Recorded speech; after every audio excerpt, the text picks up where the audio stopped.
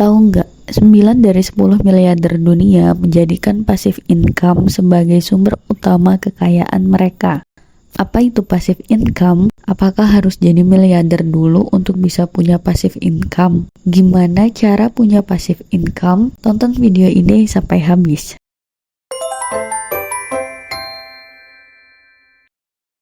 Passive income adalah pendapatan yang bisa kamu peroleh tanpa harus bekerja aktif setiap hari, seperti aset atau saham yang kemudian menghasilkan uang secara berkelanjutan.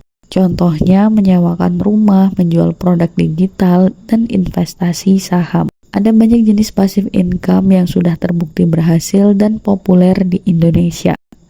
Contohnya, investasi saham atau reksadana. Singkatnya, kamu membeli saham perusahaan dan mendapatkan keuntungan dari dividen. Startnya bisa dari 100.000 tergantung modal kamu berapa. Untuk estimasi waktu mulai dari beberapa bulan hingga beberapa tahun jika ingin hasil signifikan. 2. Sewa properti. Rumah, apartemen, atau kos-kosan adalah sumber passive income klasik. Usaha ini masih relevan sampai hari ini, terutama untuk area sekitar pusat pendidikan atau pusat lingkungan kerja. Dalam waktu 8-10 tahun, modal kamu bisa kembali dan setelahnya semua uang sewa jadi profit bersih. 3. Bisnis online otomatis. Contohnya dropshipping atau produk digital. Dropshipping adalah metode jualan tanpa menyetok barang. Modal awal yang perlu disiapkan sekitar 1-3 juta untuk pertumbuhan website atau pemasaran. Nah, kalau kamu menguasai keilmuan tertentu, punya pengalaman atau informasi yang bermanfaat untuk dibagikan, atau senang berbagi pengetahuan, bisa jual produk digital seperti e-book atau kursus online.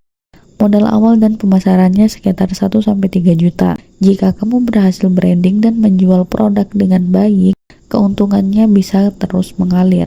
4.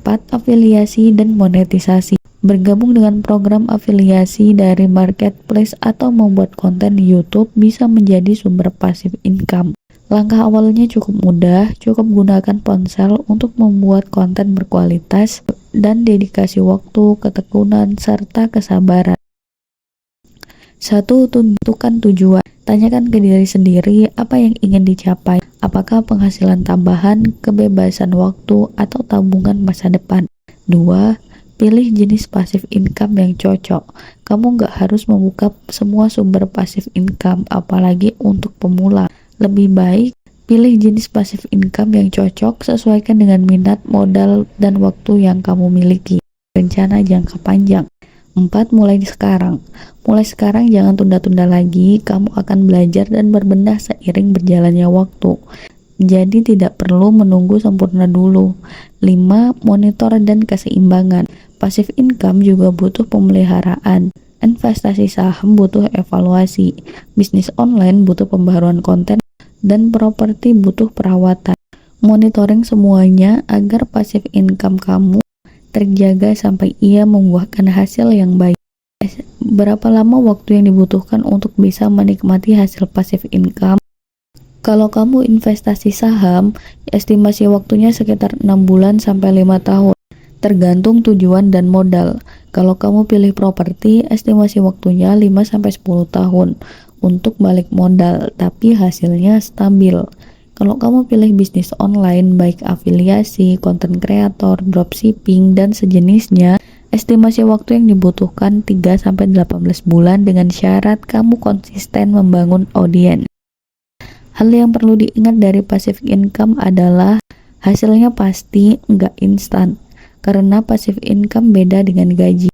Butuh waktu dan usaha di awal, tapi hasilnya bisa membantu mencapai target kebebasan finansial yang diimpikan. Tulis di kolom komentar jenis passive income seperti apa yang ingin kamu coba. Share ke teman-teman kamu yang butuh tips ini. Karena hidup tidak melulu soal bekerja, tapi juga soal menikmati hasilnya. Subscribe untuk lebih banyak tips finansial bermanfaat.